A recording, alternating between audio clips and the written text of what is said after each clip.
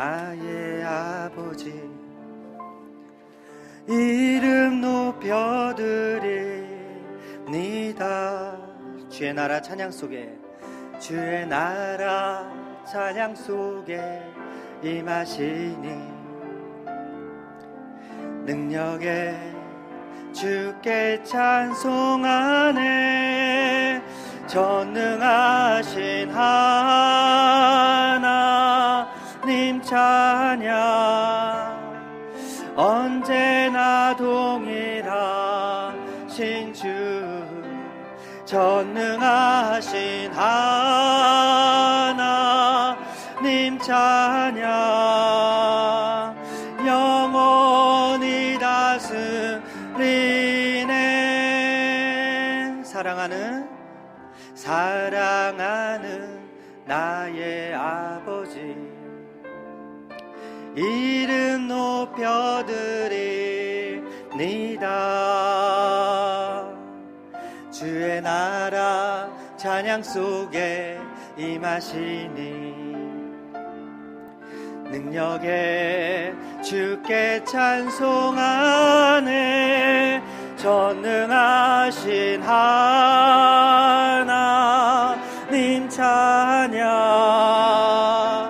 언제나 동일하신 주, 전능하신 하나님 찬양,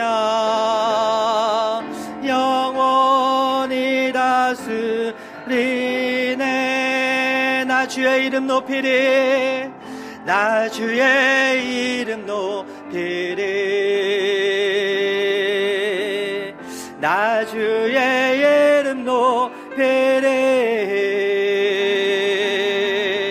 하늘 높이 올린 깃발처럼 주의 이름 높이리. 전능하신 하나님 찬양, 언제나 동일하신 주, 전능하신 하나님 찬양, 영원히 다스리네.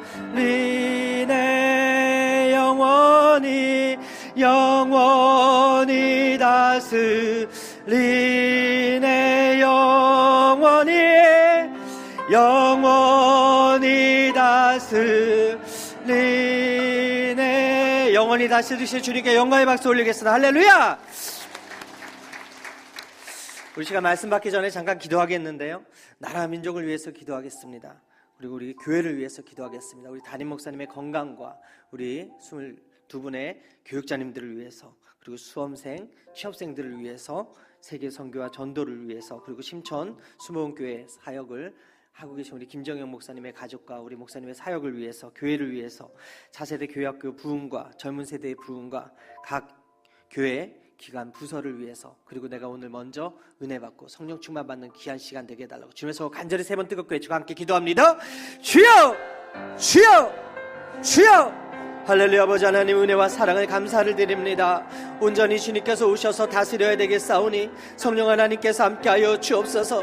나라 민족을 위하여 기도합니다. 대통령과 국회 위정자들의 의회 진리가 바로선 정직한 지도자리 되게 하여 주시고, 경제가 활성화되고 빈곤층이 사라지고 중상층이 많아지고 동서간 화합이 되게 하시고, 아버지 하나님 정치가 화합되게 하시고, 동서간의 반목이 없어지고 남북의 평화 통일이 이루어지며 우리나라가 통일조국 경제강국 선교대국이 될 수 있도록 인도하여 주옵소서.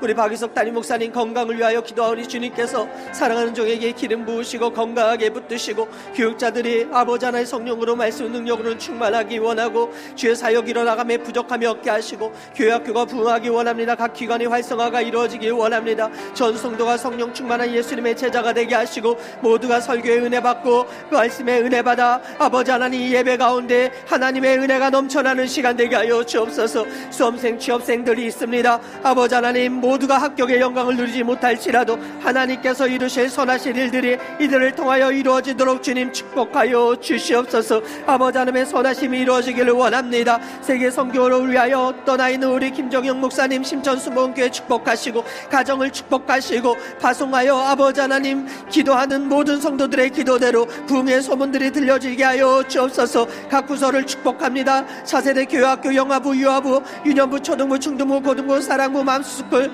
차세대 주일학교가 부흥하게 하셔서 아버지 하나님 섬기는 모든 주의 종들과 모든 교사들이 성령으로 충만하여 어린 영혼을 위해 힘써 사랑으로 섬기며 헌신하게 하시고 그 가정마다 하나님의 축복이 넘쳐나게 하여 주옵소서. 젊은 세대에 부흥을 주시고 아버지 각 부서 3040 청년 선교회 아버지의 대학부 축복하시고 부흥을 위하여 주의 종과 모든 리더들이 성령으로 충만하여 젊은이들과 젊은 부부를 위하여 헌신하게 하여 주옵소서. 그 속한 가정마다 하나님의 축복과 은혜가 넘쳐나게 하여 주옵소서. 장로회부터 영화부에 이르기까지 각 부서마다 말씀이 선포되어지는 그 권위 가운데 순종하게 하시고 영적 질서가 세워지게 하시고 각 기관이 부흥하고 발전하여 하나님의 축복이 넘쳐나길 원하오니 주님, 우리의 간구가 우리의 부르짖는 기도가 주님 앞에 응답되어지는 놀라운 은혜가 있도록 주님 축복하여 주옵소서. 홀로 영광 받아 주옵소서. 감사합니다. 찬양합니다. 주님 역사하여 주옵소서. 능하신 하나님 찬양, 언제나 동일하신 주, 전능하신 하나님 찬양, 영원히 다스리네. 사랑과 은혜와 자비가 풍성하신 하나님 아버지, 감사를 드립니다. 거룩한 전에 초청하여 주셔서 우리가 영과 진리로 깨어 주의 말씀을 청중하고 듣게 하여 주시니 감사합니다. 오늘 말씀이 선포되어지는 가운데 주의 영광만이 드러나게 하시고 오직 하나님만 드러나게 하여 주시고 말씀을 듣고 깨닫고 아버지 뜻을 정하여 섬김의 봉사자로 설 수 있는 믿음의 일꾼들이 많아지도록 인도하여 주옵소서.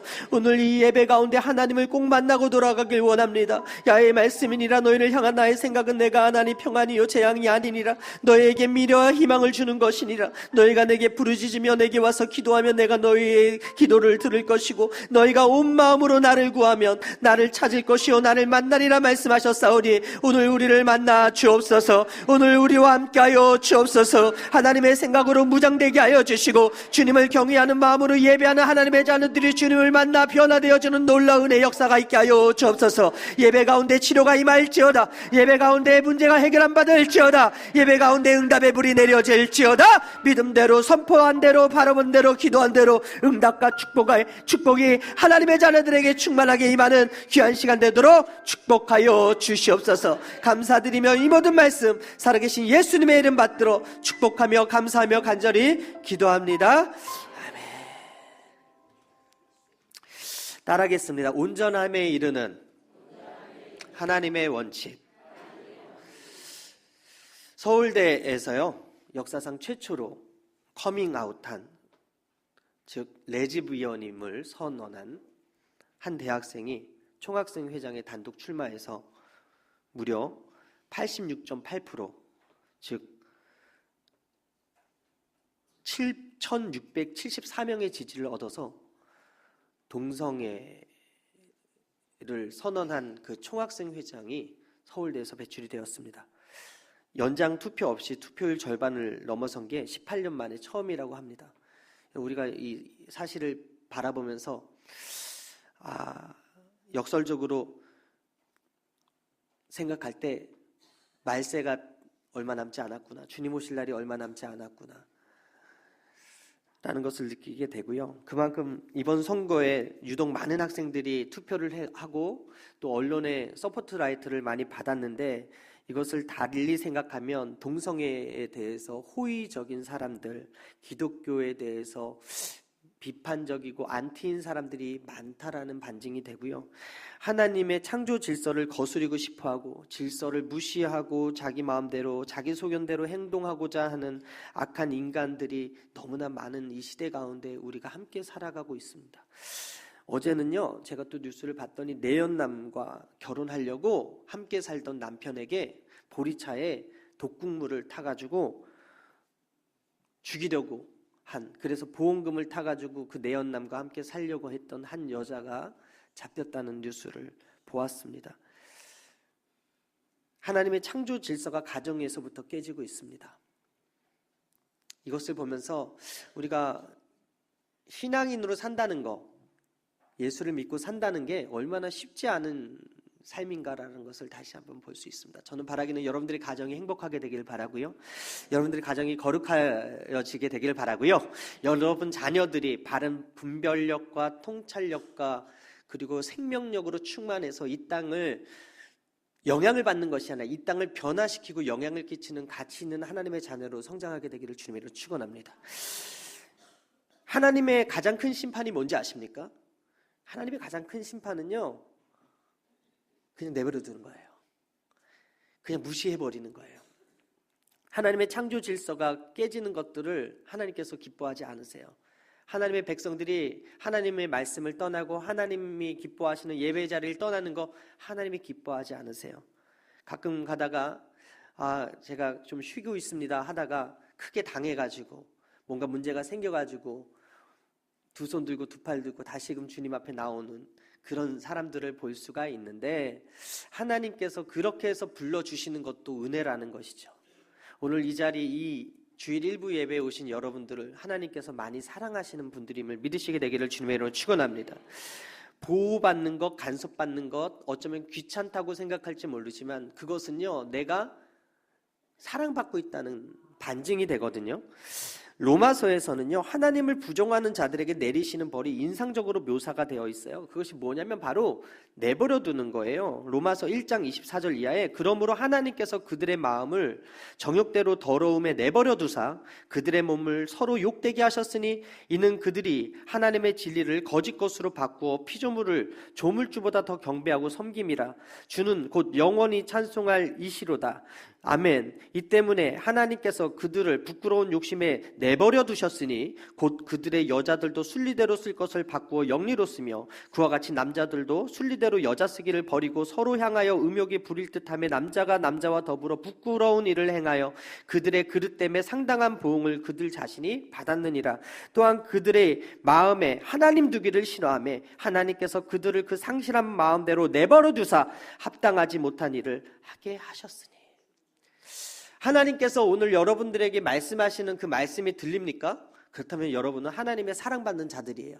그런데요, 이 시대를 살아가면서 하나님의 음성이 들려지지 않은 사람들이 있습니다. 예수 그리스도의 이름을 부르지도 않고 하나님께 기도하지도 않고 하나님 말씀을 듣기도 싫어하고 전도 받기도 싫어하고. 여러분, 이 이번에 서울대에 합격한 이 총학생 회장이 공약이 뭔지 아세요?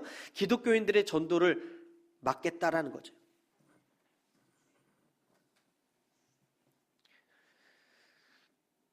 하나님께서 하나님의 사람들을 불러내는 가장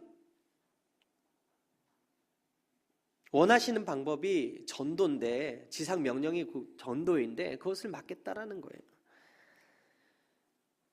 결국 그런 삶이 온갖 악의 온상이 되어서 동성연애, 살인, 불의, 탐욕, 분쟁, 악독 이런 것들이 이 세상 가운데 만연한데도 불구하고 사람들이 뭐라고 합니까? 제발 간섭하지 말아라. 제발 내버려둬라. 제발 우리의 주인은, 나의 주인은, 내 인생의 주인은 나니까 그냥 둬라고 이야기한다라는 거예요. 전도하지 말래요. 생명을 전하지 말라는 거예요. 하나님에 대해 듣기 싫어한다라는 것이죠. 이것이 인간성의 정체거든요. 인권이라는 이름으로 말씀으로 살아야 하고 말씀으로 온전케 되어져야 될 인간들이 죄와 타협하면서, 본성과 타협하면서 그냥 내버려 두라고 아우성치고 있다는 거예요. 만약 우리가 원하는 대로 인생이 펼쳐졌다면 하나님의 손을 붙잡고 있을 사람 몇 명이나 있겠으며 생명을 얻고 천국 갈 사람 몇 명이나 있겠습니까? 저희 교구에 장례가 났습니다. 어저께 81세의 일기로 어느 집사님이 돌아가셨는데 그분이 예수님을 잘 믿으셨어요. 그럼 제가 장례식장에서 뭐라고 이야기할까요? 천국 가셨습니다라고 이야기하는 거예요. 근데 내 뜻대로 내 맘대로 살다가 죽음을 당한 사람, 그 장례식장 앞에선 저희가 뭐라고 얘기하겠습니까? 안타깝지만 더 이상 이분을 만날 수가 없습니다. 여러분, 하나님의 말씀을 듣고 예수 믿는 것이 행복한 삶입니다. 비록 그것이 어쩌면 간섭받는 일일 수도 있고요, 어쩌면 그게 내 인생에 있어서 방해가 된다고 생각할 수도 있지만, 그것은 내 악한 본성과 내 인생의 주인이라는, 내가 내 인생의 주인이라는 그 악한 생각 때문에 말미암은 것이지, 하나님은요, 말씀을 통해서 여러분들이 온전케 되어지길 원하고, 죽어서 가는 천국이 아니라 이 땅, 이 가정, 여러분들이 만나는 그 만남 속에서 천국을 경험하기를 원하시고 계신다라는 사실이에요. 하나님이 지으신 창조 법칙, 창조 질서 무시하면 행복할 것 같지요. 그러나 절대 그렇지 않다라는 거죠. 자신뿐만 아니라 가정과 사회에도 피해를 주고 결국엔 하나님의 심판을 불러올 수밖에 없다라는 거예요. 이미 하나님의 창조 질서를 무시했던 소돔과 고모라 어떻게 됐습니까? 불과 유황으로 심판을 받았습니다. 죄악이 관영했던 노아 시대, 하나님께서 물로 심판하셨습니다. 사사기 마지막 소절에 이스라엘이 왕이 없어서 사람이 각기 자기 소견에 옳은 대로 행하였다고 기록되어 있는데, 이스라엘에 왕이 없었던 적 있었나요? 사사시대 때는요, 왕이신 하나님이 계셨어요. 하나님이 사사들에게 영감을 주시고 능력을 주시고 성령의 권능을 허락하셔서 그들을 통해서 치리하게 하셨다고요. 그런데요, 이 사사시대에 왕이 없기에 그들이 방자히 행하고 소견대로 옳은 대로 행했다고 기록합니다. 무슨 의미입니까? 바로 왕이신 하나님을 왕으로 모시지 않고 살았던 시대가 사사시대라는 거예요. 하나님이 통치하고 계시고 하나님이 분명히 사사들을 통해서 선포하고 하나님의 말씀대로 살라고 이야기하고 있는데도 불구하고 듣기를 싫어하고 자기 소견대로 사는 사람들, 그래서 그곳에 왕이 없기 때문에 그곳에 죄악이 관영하고 그곳에 심판이 가득했다고 사사기 기자는 기록하고 있다는 것이죠. 이처럼 하나님을 왕으로 섬기지 아니하고 하나님의 창조 질서를 무시하면요, 하나님이 창조하신 이 땅에서 하나님의 진노와 심판을 받을 수밖에 없다라는 거예요. 얼마 전에 청소년들의 가치관을 조사한 바에 따르면 우리나라 청소년들 중에서 돈으로 행복을 살 수 있다고 이야기하는 아이들이 60%가 넘었다고 합니다. 교육열이 높은 이유도 부모님의 욕구와 충족과 돈을 얻기 위한 그 수단이라고 응답을 했다라는 것이죠. 돈이면 무엇이든지 다 된다, 돈만 있으면 행복하다라고 잘못된 가치관을 계속해서 악한 원수가 하나님의 사람들에게도 넣어주고 있어요. 그래서 그 잘못된 가치관이 이 세상에, 이 사회에 은연중에 뿌리를 깊이 내리고 있어요. 여러분, IS가 문제죠. 전 세계적으로 긴장하고 있습니다. 테러에 대한 공포, 그 두려움으로 인해서 긴장하고 있는데, IS에 많은 청소년들이, 많은 청년들이 지원을 하고 있다는 소식을 듣지 않습니까? 왜 그렇습니까? 그들이 홍보하는 것이 그곳에 가면 큰 돈을 만질 수 있다, 그곳에 가면 여자들을 마음대로 가질 수 있다, 그렇게 홍보하기 때문이라고 한다는 거예요. 이 제도권 안에서 적응하지 못하는 소위 말하는 루저들이, 소위 말하는 탈선하는 사람들이 그곳에서 육신의 정욕을 따라 살기 위해서 마음껏 자신의 인생을 누리기 위해서 지원하고 있다는 것이죠. 여러분, 오늘 본문이요, 왕의 통치와 어리석은 자라는 주제와 독립적인 개별 잠언들로 구성되어서 우리에게 이 땅을 살면서 온전하게 하는 하나님의 원칙이 무엇인지를 가르쳐주고 있습니다. 시편 119편 9절에 이런 말씀이 있죠. 청년이 무엇으로 그 행실을 깨끗게 하리이까? 주의 말씀을 따라 상갈 것이니이다. 디모데후서 3장 16절 이하의 모든 성경은 하나님의 감동으로 된 것이요 교훈과 책망과 바르게 함과 의로 교육하기에 유익하니 이는 하나님의 사람으로 온전하게 하며 모든 선한 일을 행할 능력을 갖추게 하려 함이니라. 여러분, 우리가 온전해질 수 있는 유일한 방법이 무엇입니까? 말씀 받는 거예요. 할렐루야. 하나님의 말씀의 감동으로 살아가는 거예요. 그때 우리가 이 무분별하고 기준 없고 육신의 정욕, 안목의 정욕, 이생의 자랑을 쫓아 살아가는 이 시대 가운데 하나님의 온전한 사람으로 세워질 수 있다는 것입니다. 오늘 말씀을 통하여 온전함에 이르게 하는 하나님의 원칙을 배워서 이 땅 가운데 천국을 경험하고 살아가는 여러분 되시길 주님의 이름으로 축원합니다. 첫 번째가 무엇입니까? 첫 번째 원칙은요, 술에 취하지 말고 성령으로 취하라는 것입니다. 오늘 함께 1절을 읽겠습니다. 1절 시작. 포도주는 거만하게 하는 것이요 독주는 떠들게 하는 것이라. 이에 미혹되는 자마다 지혜가 없느니라. 여러분, 이 본문에 나오는 포도주와 독주는 보편적인 술을 대표하고 있습니다. 보통 발효된 포도즙을 말하는데 이러한 술이 주는 영향이 어떻습니까? 술 드셔보신 분? 술이요, 먹으면 취해요. 그죠? 속일 수가 없어요. 술을 먹으면. 포도주가 사람을 취하게 만들어요. 술이 사람을 온전하지 못하게 만들어요. 술을 마시면 과다할 경우 아무리 예의 바르고 점잖은 사람도 취해져요. 그리고 짐승같이 변하고 아니 저런 사람이었어? 라는 생각을 하게 되죠. 오늘 이 자리에 술 드시는 분이 계실 수 있어요. 그러나 하나님께서 기뻐하시는 온전함에 이르기 원하는 첫째 원칙이 뭐냐면 술에 취하지 말고 성령으로 취하라는 것입니다. 잠언 23장 29절 이하에 재앙이 네게 있느뇨, 근심이 네게 있느뇨, 분쟁이 네게 있느뇨, 원망이 네게 있느뇨, 까닭 없는 성취가 네게 있느뇨, 붉은 눈이 네게 있느뇨, 술에 잠긴 자에게 있고 혼합한 술을 구하러 다니는 자에게 있느니라. 포도주는 붉고 잔에서 번쩍이며 순하게 내려가나니 너는 그것을 보지도 말지어다. 그것이 마침내 뱀같이 물 것이요 독사같이 쏠 것이며 또 내 눈에 괴이한 것이 보일 것이요 내 마음은 구부러진 말을 할 것이고 너는 바다 가운데에 누운 자 같을 것이고 돛대 위에 누운 자 같을 것이며 내가 스스로 말하기를 사람이 나를 때려도 나는 아프지 아니하고 나를 상하게 하여도 내게 감각이 없도다. 내가 언제나 깰까 다시 술을 찾겠다 하리라. 잠언에서 너무나 역설적으로 가르쳐주고 있어요. 그리고 여러분 아닌 척하고 있지만 우리가 한 번씩은 다 먹어보고 한 번씩은 취해봤잖아요. 아니에요? 저는 우리 청년들이 이 자리에 앉아 있는데 제발 페이스북이나 카카오 스토리나 SNS, 트위터 이런 데서 술 먹은 사진 좀 올리지 않았으면 좋겠어.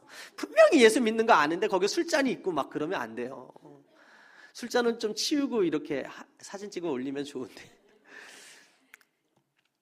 여러분 처음에 사람이 술을 마시는데요. 결국엔 얼마 지나지 않아서 술이 사람을 마신다는 이야기가 있습니다. 그리고 술이 사람을 먹어버립니다. 그만큼 술이 가진 힘이 강력하거든요. 술이요 사람의 판단력을 흐리게 하고 의미 없는 말을 많이 하게 해서 지혜 없는 자의 소리를 듣게 한다라는 거예요.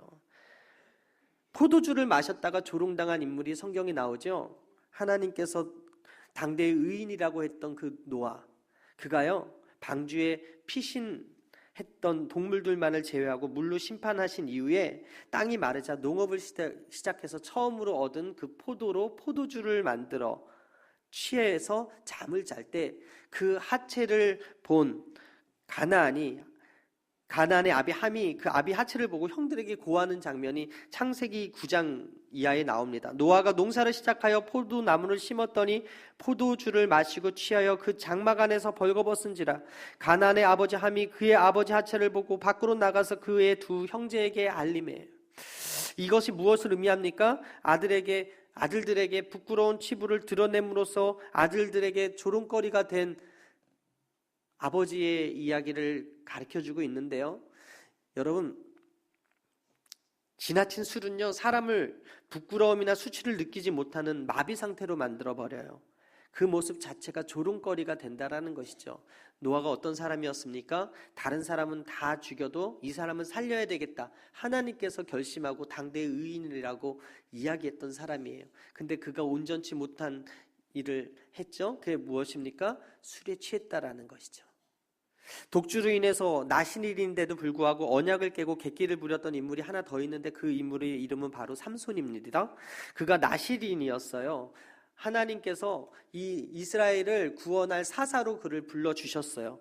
그런데요 그가 술에 취하는 것을 기뻐했어요. 그로 말미암아 여인의 유혹에 넘어갔어요. 여러분 아무리 내가 아내를 사랑한다고 해도요 술에 정신을 팔리고 미혹되면요 아내보다 다른 여자가 더 예뻐 보일 수가 있다라는 거죠. 술은요 취하면 되는 것이 아니라 바라보면 되는 것이 아니라 버려야 될 것이라는 거예요. 이와 상반된 한 소년이 바로 나오는데 다니엘이라는 인물입니다. 그가요 바벨론 포로 시대 때 느부갓네살의 포로로 잡혀갔을 때 단호한 결단을 하게 되죠. 그것은 무엇이었습니까? 뜻을 정한 거였어요. 왕의 진미와 그의 마시는 포도주로 자신을 더럽히지 아니하겠다라는 확고한 의지를 가진 거예요. 다니엘서 1장 8절 이하에 다니엘은 뜻을 정하여 왕의 음식과 그가 마시는 포도주로 자기를 더럽히지 아니하리라 하고 자기를 더럽히지 아니하도록 환관장에게 구하니. 물론 그 결과로 어떻게 되었습니까? 하나님께서 그와 함께 하심으로 더욱 건강하고 아름답고 생기 있어졌고 명철과 지혜와 지식과 명예의 자리에 오르게 되었지 않습니까? 다니엘서 1장 15절에 열흘 후에 그들의 얼굴이 더욱 아름답고 살이 더욱 윤택하여 왕의 음식을 먹는 다른 소년들보다 더 좋아 보인지라. 여러분, 다니엘은 뜻을 정하여서 왕의 진미와 포도주로 자신을 더럽히지 않겠다는 결연한 의지를 가졌습니다. 저는 여러분들이 오늘 이 시간에 말씀을 통하여서 온전하게 하는 하나님의 원칙 첫 번째, 술에 취하지 말라는 그 말을 젊은 목사의 말이 아니라 하나님의 음성으로 듣게 되기를 주님의 이름으로 축원합니다. 하나님은 이 땅 가운데 술 취해서 방탕하며 살아가길 원치 않으세요. 가정이 파탄되길 원치 않으시고 술로 말미암아 다른 예수 믿는 여러분들이 다른 사람들에게 무시당하고 다른 사람들에게 손가락질 당하며 살기를 원치 않으신다는 거예요. 하나님의 사람들이 온전하여서 이 땅 가운데 빛과 소금의 역할을 감당하고 생명을 나눠줄 수 있는 사람이 되어야지 술에 취하면 되겠습니까? 술을 끊는 가장 확실한 방법을 제가 하나 가르쳐 드릴 텐데 오늘 정말 잘 오셨습니다. 제가 또 이거 비싼 등록금 내고 배운 인지치료인데요. 사람이요, 바라보면은 갖고 싶어지고요, 바라보면 먹고 싶어지고요, 바라보면 하고 싶어지는 게 사람입니다. 이 생각이 다 눈으로 들어오는 거거든요. 그래서 그 하와를 꼬실 때도 보암직도 하고 먹음직도 한 말로 교묘하게 꼬셔가지고 마귀가 그 선악과는 똑같은 선악과였는데 그 동산에 있는 수많은 열매 중에서 유독 그게 보암직도 하고 먹음직도 했던 것은 바로 마귀가 그 말로 교묘하게 꼬신 거거든요. 이 가운데 또 아닌 척 하시지만 담배 피시는 분이 혹시 또 앉아 계실지도 모르겠습니다. 담배 끊는 법도 같이 가르쳐 드릴 건데요. 중요한 게 무엇이냐면 뜻을 정하는 게 제일 중요하다라는 것을 먼저 전제로 말씀드리고요. 여러분, 우리가 담배를 보면 되게 사고 싶고 피고 싶게끔 깍을 예쁘게 만들어요. 편의점에 가서 아니면 마트에 가서 담배를 보시면 알겠지만 선진국 EU에 가입한 많은 나라들은요, 그 담배에 폐암이나 그 썩은 폐 사진 아니면 폐암으로 죽어가는 사람 그리고 이빨이 다 빠진 그 사람의 사진을 해서 혐오를 일으켜서 이거 피면 이렇게 되는구나 라고 하면서 판매를 해도 살 마음이 없게끔 만들거든요. 이게 바로 상당합적으로 그 혐오기법이라고 해요. 인지치료의 충격요법인데 술도 마찬가지예요. 제가 이제 신방을 가다 보면 이제 권사님인데 남편은 안 믿어. 지역장님인데 남편은 안 믿어. 그리고 집사님인데 남편은 안 믿어. 그래가지고 딱 이렇게 거실 왼쪽에 이렇게 보면, 오른쪽에 이렇게 보면 그 술이 있는데요. 그 술이요,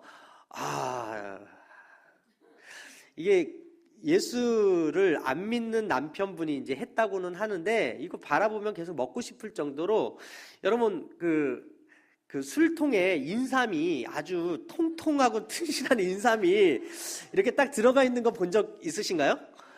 그거 보면 어떤 생각이 들어요? 이거 먹으면 건강해지겠구나.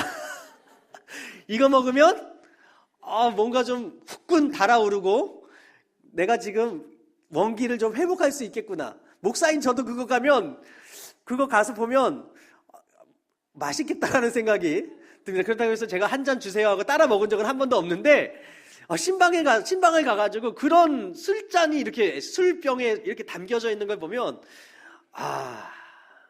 유혹이 되는 거예요. 근데 이제 충격요법이라고 해서 아침부터 죄송한데요. 그 인삼을 대신해서 죽은 쥐 새끼 한 마리를 거기다 넣고 바라본다고 생각해 보세요. 그게 술을 담고서 먹고 싶겠어요? 쥐꼬리를 항상 그곳에 이렇게 달아놓고서 거기다 술을 담아놓고 바라보세요. 먹고 싶겠어요? 근데요, 술이요, 보암직도 하고 먹음직도 하게 만들어요. 여러분, 왜 맥주 광고에 젊은 남자가 이렇게 캬 하고 먹고 젊은 여자가 흔들어가면서 상쾌하다고 그럽니까? 먹으라는 거죠. 여러분 바라보지 마십시오. 오직 우리가 바라볼 분은요 바로 예수님밖에 없어요. 사람은 보는 것에 약하기 때문에 갖고 싶어하고 보고 싶어하고 누리고 싶어하는 것이 눈으로부터 들어오는데, 따라서 우리가 바라보는 것을 조심해야 된다라는 거예요. 성경은 우리에게 말씀합니다. 히브리서 12장 2절 이하에 믿음의 주여 또 온전하게 하시는 이인 예수를 바라보자. 그는 그 앞에 있는 기쁨을 위하여 십자가를 참으사 부끄러움을 개의치 아니하시더니 하나님 보좌 우편에 앉으셨느니라. 너희가 피곤하여 낙심하지 않기 위하여 죄인들이 이같이 자기에게 거역한 일을 참으신 이를 생각하라. 너희가 죄와 싸우되 아직 피 흘리기까지 대항하지 아니하고 또 아들들에게 권하는 것 같이 너에게 권면하신 말씀도 잊었도다. 일렀을 때 내 아들아 주의 징계하심을 경히 여기지 말며 그에게 꾸지람을 받을 때 낙심하지 말라. 어쩌면 여러분 술 취하지 말라는 이 설교가 나에게 쓴 약이 될 수도 있고 꾸지람으로 느낄 수도 있고 힘든 결단일 수도 있지만, 하나님께서는 술을 바라보고 세상을 바라보는 그 눈에서 믿음의 주여 온전케 하시는 예수를 바라보라고 말씀하세요. 그 예수를 바라보는 일이 쉽지 않아요. 그런데 그 예수를 바라보는 순간에 우리가 온전한 사람으로 변화됨을 믿으시게 되기를 주님의 이름으로 축원합니다. 여러분, 사람들은요 예수님도 죄인과 세리와 함께 먹고 마시기를 좋아했다라고 이야기해요. 그리고 술 마시는 것이 전혀 죄가 되지 않는다고 정당화해요. 물론 죄는 아니지만, 그러나 예수님께서 포도주를 마신 의도와 죄인인 우리가 술을 마시는 의도가 과연 동일한가를 생각하면 절대 그렇지 못하다고 고백을 할 것입니다. 예수님은 자신을 즐겁게 하기 위해서, 탐욕을 위해서, 쾌락을 위해서 드신 것이 아니라 늘 깨어서 영혼을 구원하기 위한 도구로 그와 함께하기 위해서, 낮은 데로 임하기 위해서 드셨다라는 것이죠. 성경은 우리에게 술 취하지 말라고 가르치지만 우리가 취해야 될 것이 하나 있는데, 그것이 바로 성령의 취함이라는 것입니다. 사도행전에 기록된 바에 의하면 오순절 성령 강림 시 천하 각국으로부터 온 경건한 유대인들이 성령을 받은 제자들이 방언하는 것을 듣고 그들이 새술에 취한 이들이었다라고 고백을 합니다. 그런데 성령을 받은 이들이 새술이 취하였다는 것은 아무도 제어할 수 없는 강력한 힘에 의해서 성령의 힘에 붙들린 상태를 고백했다라는 것이죠. 성령에 붙들린 상태로 이들이 무엇을 하였냐면, 사도행전 2장 11절에 그레데인과 아라비아인들이라 우리가 다 우리의 각 언어로 하나님의 큰 일을 말함을 듣는도다라고 이야기합니다. 방언으로 하나님의 큰 일을 말하였다. 서해 술에 취한 이들이 한 일이 무엇입니까? 하나님의 큰 일을 말하였다. 술에 취한 사람 속일 수 없다고 말씀드렸습니다. 반드시 취한 것이 표가 나요. 냄새가 나든지 혀가 꼬부라지든 말이든지 비틀거리든 모습이든지 간에 반드시 표가 납니다. 여러분, 새술에 취하셨습니까?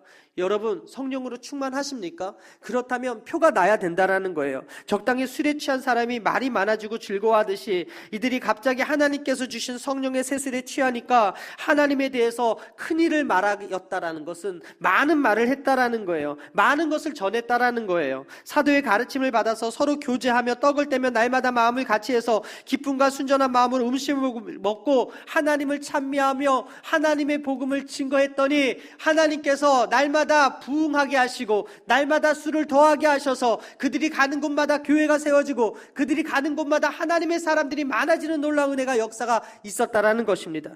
저는 여러분들을 통하여서 하나님의 역사가 일어나게 되기를 주님의 이름으로 축원합니다. 오늘 이 자리에서 예수님을 바라보게 되어지길 바랍니다. 기도할 때 성령의 충만함을 주심으로 새술에 취하게 해달라고 기도하십시오. 그때 술이 싫어지게 되는 것이고 담배가 싫어지게 되는 것이고 말씀 외의 것들이 혐오스럽게 생각되어지게 될 것이고, 오늘 이 예배를 통하여서 성령의 기름 부으심이 충만하게 되어서 새술에 취하게 되면 여러분들이 큰 일을 행하게 될 것입니다. 저는 여러분들을 통해서 하나님의 일이 이루어지게 되기를 주님의 이름으로 축원합니다. 오늘 이 예배에 오신 여러분들에게 새술에 취한 자로서 우리 마음에 노래가 있어서 하늘의 신령한 기쁨이 매일 여러분들에게 임하게 되기를 주님의 이름으로 축원합니다. 두 번째 원칙이 뭐냐? 바로 씻는 대로 거둔다라는 거예요. 오늘 본문의 말씀이요, 우리 신앙인들에게 주어지고 있는 말씀인데요, 신고 거두는 법칙을 가르쳐주는 귀한 진리가 있습니다. 잠언 20장 4절입니다. 게으른 자는 가을에 밭갈지 아니하나니 그러므로 겨둘 때는 구걸할지라도 얻지 못하리라. 13절에 너는 잠자기를 좋아하지 말라. 내가 빈궁하게 될까 두려우니라. 내 눈을 뜨라. 그리하면 양식이 족하니라. 우리나라 속담에 콩 심은 데 콩 나고 팥 심은 데 팥 난다고 말씀합니다. 만고에 변하지 않는 진리죠. 그래서 신약 성경 갈라디아서 6장 7절에도 사람이 무엇으로 심든지 그대로 거두겠다고 말씀하고 있어요. 특히 잠언의 말씀에는요, 심고 거두는 원리가 핵심 주제 중에 하나로 되어 있는데, 그중 잠언 22장 8절에 이런 말씀이 있습니다. 악을 뿌리는 자는 재앙을 거두나니. 잠언 28장 18절에 성실을 행하는 자는 구원은 얻을 것이나 구분기를 행하는 자는 곧 넘어지리라. 이 원리는 자연에만 해당되는 것이 아니라 영적인 세계에도 그대로 적용되고 인생살이에도 그대로 적용되는 질문이라는 거예요.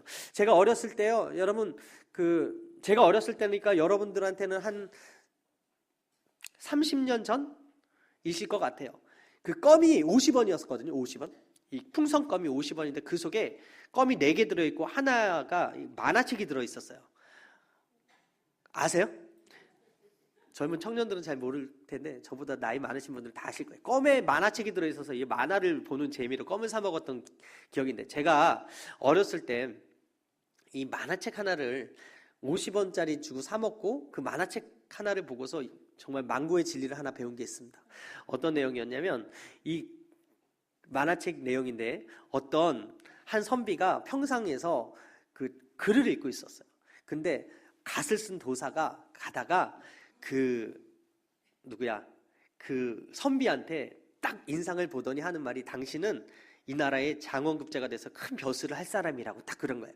이 말이 이 선비의 마음에 팍 왔어요.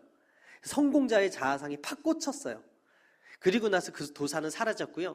이 사람이 그 다음부터 뭐 했는지 아세요? 열심히 공부했을까요? 그러지 않았어요. 나는 장원급제 할 사람이야. 그러면서 책을 딱 덮기 시작한 거예요. 그리고 하루하루 빈둥빈둥 놀기 시작했어요. 그리고 나서 한 40년 후 이 갓을 쓴 도사가 또 지나가는데, 이 사람이 갓을 쓴 도사를 알아보고 달려나와서 멱살을 잡고 그러는 거예요. 네가 나한테 장원급제 한다고 하지 않았냐? 이게 뭐냐? 그래서 나는 지금 완전히 망해서 거지꼴이 되었다. 그러는 거예요. 그러니까 그 갓을 쓴 사람이 뭐라 그러냐면, 당신이 그 책을 덮지 않고 꾸준히 공부했다면 당신은 반드시 큰 위인이 돼서 이 나라에 벼슬을 하고 있을 사람인데, 그 말을 듣고 당신은 책을 덮어서 지금 이 모양 이 꼴이 되었다고 하면서, 망고의 진리는 변치 않는다고, 신고 거두는 법칙을 잘 생각해 보라고 하면서 혀를 차고 가더라는 거죠. 저는 그 50원짜리 껌 속에 있었던 그 만화책을 가지고 아주 큰 교훈을 얻었습니다. 그렇구나, 세상에 공짜는 없구나. 할렐루야. 여러분, 하나님께서요, 여러분들 축복하길 원하세요. 하나님께서 여러분들 복 주길 원하세요. 여러분들 성공자의 자아상을 가지고 이 세상을 살게 하기를 원하세요. 근데 그냥 어불성설로 살면 안 된다라는 거예요. 갈라디아서 6장 7절 이하에 스스로 속이지 말라. 하나님은 업신여김을 받지 아니하시나니 사람이 무엇으로 심든지 그대로 거두리라. 자기 육체를 위하여 심는 자는 육체로부터 썩어질 것을 거두고 성령을 위하여 심는 자는 성령으로부터 영생을 거두리라. 우리가 선을 행하되 낙심하지 말지니 포기하지 아니하면 때가 이름에 거두리라 라고 말씀하고 있어요. 마태복음 6장 33절에 이런 말씀이 있죠. 너희는 먼저 그의 나라와 그의 일을 구하라. 그리하면 이 모든 것을 너희에게 더하시리라. 오늘 본문 잠언 20장 7절에 이런 말씀이 있어요. 온전하게 행하는 자가 의인이라 그의 후손에게 복이 있느니라. 인생사가요, 봄에 심고 가을에 거두는 농사와 달리 우리가 선악간에 열심히 선을 행하고 말씀대로 살았는데 당장 당대에 축복이 없을 수도 있어요. 그러나 길게 보면 인생사도 농사처럼 심은 대로 반드시 거두게 하나님께서 복을 주시는데, 연구기관에서 조사한 바에 의하면 천재나 회사의 CEO들의 가계를 추적해 봤더니 놀랍게도 그들의 부모가 아닌 그들의 할아버지와 할머니 때에 선행을 많이 한 사실이 발견되었다라는 것이죠. 성경에서 보면 디모데가요, 에베소 담임 목사님이 된 것이 그의 외조부 로이스의 신앙 덕분이라고 사도 바울이 고백하고 있습니다. 뉴욕시 교육위원회가 교육자료로 쓰기 위해서 뉴욕에서 술집을 경영하여 거부가 된 비신앙인 마크스 슐츠의 5대 손들과 프리스턴 대학 설립자요 보수신학자 에드워드 요나단 목사의 후손을 컴퓨터로 조사 분석을 했어요. 그 결과 마크스 슐츠의 5대 후손들, 즉 술집을 경영해서 부자가 된 그 후손들을 1062명이었는데 평균 교도소 생활을 5년 정도 한 사람이 96명이었고 정신병자와 알코올 중독자가 58명, 창녀가 65명, 정부 보조급빈자가 286명, 불악이고 무식자가 460명이었는데 반면에 에드워드 목사님의 후손은 896명 중에 그 중에 선교사 목사가 116명, 교수, 교사, 학장, 총장 출신이 86명, 이 밖에 문학가, 문필가가 75명, 발명가가 21명, 장로, 집사가 286명이었다는 거죠. 이 통계 수치는요, 하나님을 경외하고 성실하게 하루를 살아간 사람과 하나님을 무시하고 게으르게 하루를 살아간 사람에 대한 확실한 결과를 보여주고 있다라는 거예요. 오늘 우리가 드리는 이 예배, 오늘 우리가 드리는 하나님의 경외하는 이 마음, 어쩌면 지금 당장 복을 받지 못하고 응답받지 못하고 지금 당장 눈에 보이지 않아도 이 눈에 아무 증거 아니 보이고 이 손에 아무것도 잡히지 아니하고 우리 귀에 아무것도 들리지 아니하고 우리 앞길이 칠흑같이 어두울지라도 우리 하나님 좋으신 하나님이시기에 영적으로 먼저 그의 나라와 그의 일을 구하고 아버지 앞에 정직히 행하고 하루를 성실하고 살아갈 때 하나님께서 반드시 여러분들을 통하여 여러분들의 자손들을 통하여 여러분들의 가문을 통하여 이 나라 가운데 하나님께서 그 이름을 높여주실 것이라는 믿음이 있게 되기를 주님의 이름으로 축원합니다. 시편 37편 3절에 야훼를 의지하고 선을 행하라. 땅에 머무는 동안 그의 성실을 먹을거리로 삼을지어다. 시편 128편 2절에 내가 손이 수고한 대로 먹을 것이라. 내가 복되고 형통하리로라 말씀하고 있습니다. 손이 수고할 수 있는 일거리가 있다는 것은 무엇입니까? 하나님께서 오늘도 우리에게 일용할 양식을 주신다라는 거예요. 예수님께서 뭐라 그랬어요? 너희는 이렇게 기도하라고 했던 그 주기도문에서 뭐라 그래요? 오늘도 우리에게 일용할 양식을 주시옵고라고 기도하라 그랬어요. 여러분 무슨 의미입니까? 하나님께서 출애굽했을 때 이스라엘 백성들에게 가르쳐 주신 것이 뭐예요? 아침 일찍 일어나서 만나를 거두는 거. 많이 거둬도 그 다음날 썩어버려요. 무엇을 의미합니까? 오늘 하루에 하나님께서 베풀어 주신 그 양식에 족하며 살라라는 거예요. 너무나 많은 탐욕으로 살면요, 내가 더 가지려고 하면요, 남을 아프게 하고 살면요, 그리고 오늘 하루 나에게 허락되어 주신 그 시간을 게으르게 쓰면요, 결국은 그것은 나에게 복이 아니라 그것은 결국은 나에게 저주로 다가올 수밖에 없다라는 거예요. 심판으로 다가올 수밖에 없다라는 거예요. 디모데전서 6장 8절 이하에 우리가 먹을 것과 입을 것이 있은즉 족한 줄로 알 것이라. 부하려 하는 자들은 시험과 올무와 여러 가지 어리석고 해로운 욕심에 떨어지나니 곧 사람으로 파멸과 멸망에 빠지는 것이라. 돈을 사랑함이 일만하게 뿌리가 되나니 이것을 탐내는 자는 미혹을 받아 믿음에서 떠나 많은 근심으로서 자기를 찔렀도다라고 말씀하고 있어요. 하나님께서 하나님을 위하여 믿음과 정성으로 심는 자에게 반드시 풍성히 거두게 만드시는 좋으신 하나님이심을 이 아침에 믿고 돌아가게 되기를 주님의 이름으로 축원합니다. 하나님께서 우리가 심은 것을 이 땅에 사는 동안 거두게 하시면 좋겠지만 그리 아니하실지라도 감사하며 기대하며 심으시게 되기를 바랍니다. 불신자도 저렇게 잘 사는데 예수 믿는 내가 왜 우리 가정이 우리 자녀들이 왜 이렇게 사는 게 힘든가 한탄하지 마시게 되기를 바랍니다. 우리가 가장 큰 상급이 무엇입니까? 이 땅이 아니라 천국 아닙니까? 이 사람이 이 땅에 90년 살고 100년 살아도 우리 성도는 주님을 만나는 그날 하루를 위해 사는 거예요.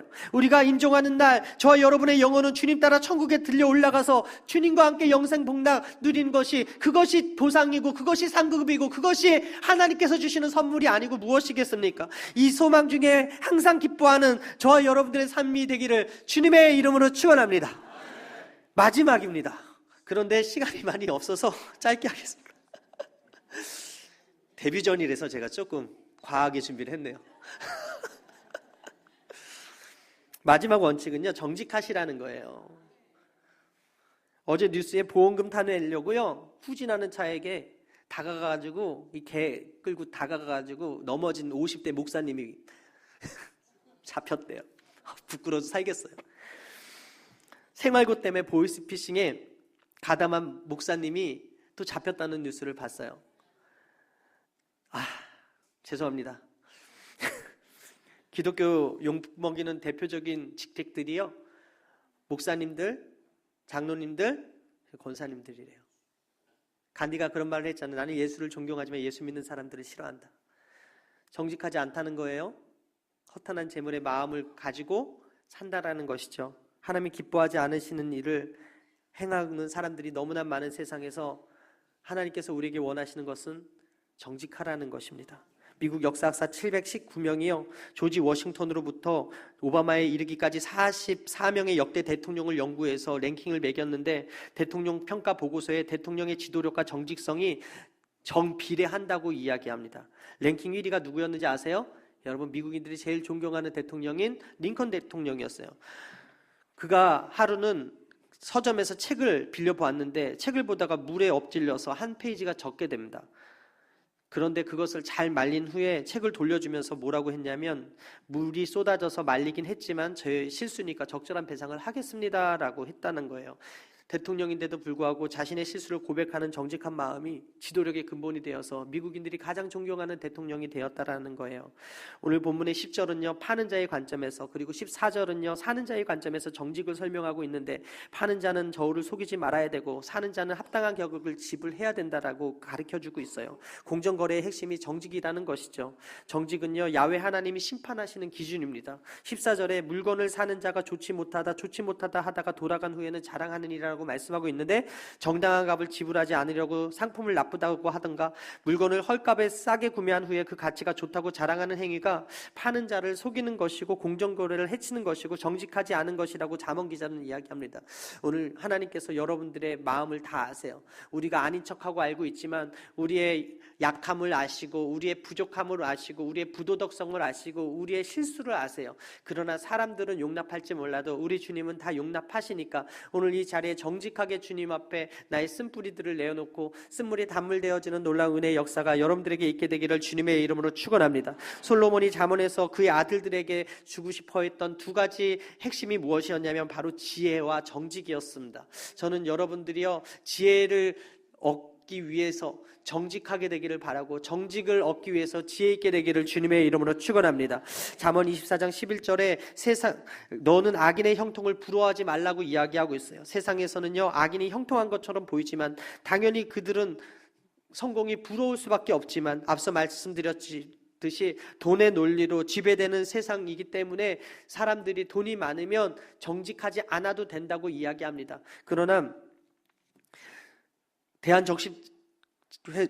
적십자사 총재인 우리 김성주 대표, 성주 인터내셔널 CEO였죠. 그가 나는 정직한 자의 형통을 믿는다 해서 이렇게 말했어요. 하나님께서는 언제나 아슬아슬하게 마지막 순간에 구원의 손길을 펴신다.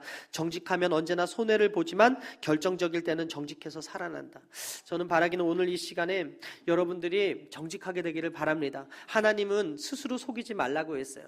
하나님은 모든 심령을 감찰한다 그랬어요. 하나님은 외모로 취하는 것이 아니라 그 중심을 보신다 그랬어요. 하나님은 속지 않고 다 알고 계셔요. 아이의 거짓말이 그의 행동으로 탄로가 나듯이 하나님은 우리의 속마음과 실제 의도를 잘 알고 계신다라는 거예요. 그러므로 정직하게 하나님 앞에 나아가는 것이, 그리고 정직하게 이웃 앞에 나아가는 것이 하나님의 기뻐하시는, 하나님의 온전하게 하신 원리임을 기억하시면서 하나님의 자녀들이 오늘 이 시간에 말씀대로 살게 되기를 주님의 이름으로 축원합니다. 하나님이 무시당하고 무분별하고 기준이 없고 하나님의 창조 질서를 거스리고 하나님의 법칙을 무시하는 이 시대 가운데 하나님의 자녀들이 하나님의 말씀으로 하나님은 여러분들이 온전케 되기를 원하십니다. 온전하게 이루는 세 가지 법칙. 첫 번째, 술에 취하지 말고 성령으로 취하십시오. 두 번째, 심는 대로 거두기 때문에 정직하게 행하십시오. 세 번째, 정직하게 행하는 자 하나님께서 반드시 들어 쓰신다라는 거예요. 밝고 풍요로운 미래는요 자기 소견에 따라 기준 없이 사는 사람에 달려있는 것이 아니라 오늘을 성실하게 사는 사람에게 있습니다. 오늘 하루 성실하게 살아서 하나님이 주시는 귀한 분복이 여러분들과 여러분에게 가정에게 충만하게 임하게 되기를 주님의 이름으로 축원합니다. 기도하겠습니다. 참 좋으신 하나님, 귀한 말씀 주셨습니다. 이 말씀 붙들고서 우리가 기도하며 나아가기 원합니다. 오늘 이 말씀 통하여 하나님의 은혜가 머물게 하여 주시고 하나님의 영광이 드러나게 하여 주시고 하나님의 선하심이 나타나게 하여 주옵소서. 말씀을 듣고 깨닫고 변화되어 결단하여 뜻을 정하여 하나님의 영광 위에 살아가는 믿음의 권속들 다 되도록 축복하여 주시옵소서. 감사드립니다. 이 모든 말씀을 예수님의 이름 받들어 축복하며 기도합니다. 아멘. 우리 주만 바라보 일치를 함께 찬양하겠습니다.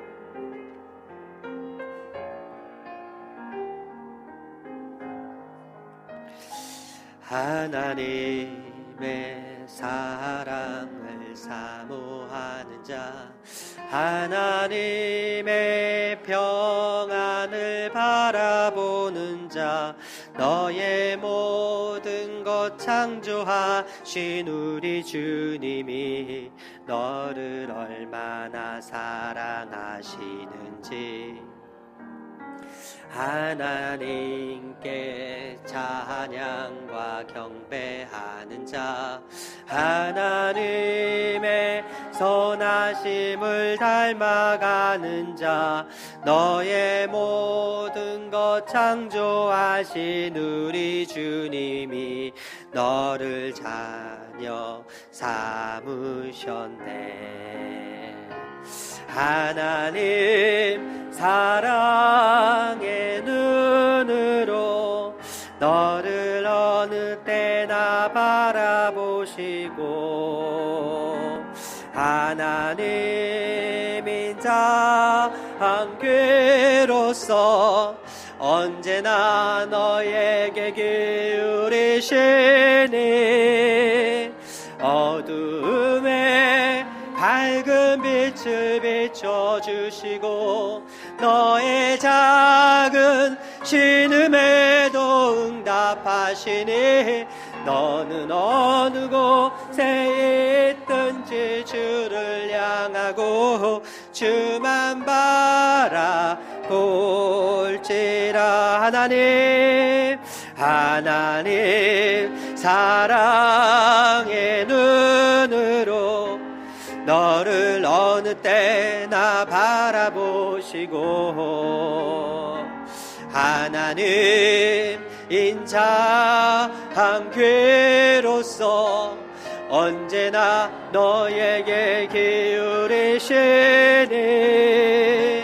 어두움에 밝은 빛을 비춰주시며 너의 작은 신음에도 응답하시니 너는 어느 곳에 있든지 주를 바라고 주만 바라보지라. 우리 다 같이 눈을 감아주시기 바랍니다. 오늘 우리 교회에 처음 오신 분 계십니까?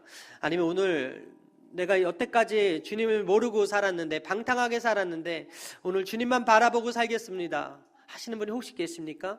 오늘 이 시간에 일어나시기 바랍니다. 믿음으로 일어나셔서 제가 하는 고백을 함께 고백하시면 하나님의 자녀가 됩니다.